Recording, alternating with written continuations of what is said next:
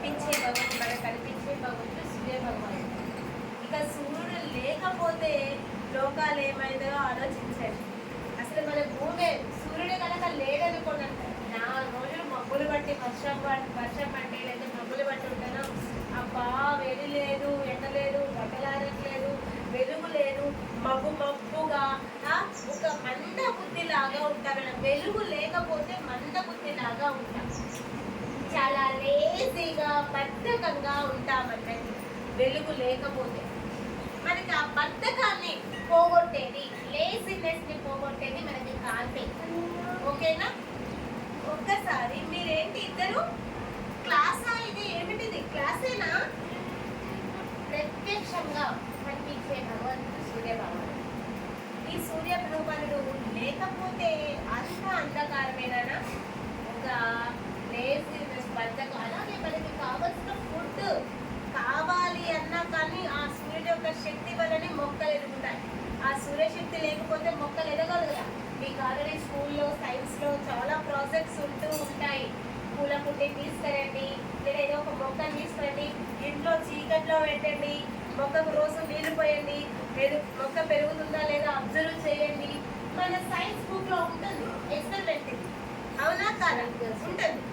అయితే అబ్జర్వ్ చేస్తే ఎండలో పెట్టిన మొక్క బాగా ఎదిగింది, ఇంట్లో లోపటున్న మొక్కలు ఎదగలేదు అని మన సైన్స్ ప్రాజెక్ట్లో ఉంటుంది.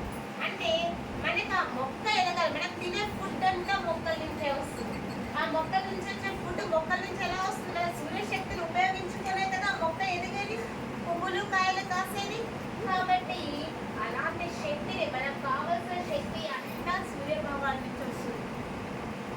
అలాగే సూర్యుడి శక్తి నుంచి కరెంటును కూడా తయారు చేస్తూ ఉన్నాం. అవునా కదా? సోలార్ పవర్ అవునా? తయారవుతుందా లేదా? అవునా? కాబట్టి అలాంటి సూర్య భగవాన్ని ఒక గాయత్రి మంత్రాన్ని ఈరోజు చెప్పుకుందాం కదా. ఈ సూర్య భగవానుడు మనకి ప్రకాశవంతమైన వెలుగుల్ని విరచిల్లుతూ మనకి శక్తిని ప్రసాదిస్తూ ఉంటాడు. అవునా? ఇతను అదితి యొక్క పుత్రుడు కాబట్టి ఆదిత్యుడు అనేసి అంటారు. సూర్య భగవానుడు అదితి యొక్క పుత్రుడు కాబట్టి ఆదిత్యుడు అనేసి అంటారు. ఆ సూర్యుడికి చాలా పేర్లు ఉన్నాయి నాన్న. రవి అన్న సూర్యుడే, ఆ భాస్కరుడు అన్న సూర్యుడే, ఆదిత్యుడు అన్న సూర్యుడు. అవునా? ఇలా చాలా పేర్లు ఉన్నాయి. ఓకేనా నాన్న?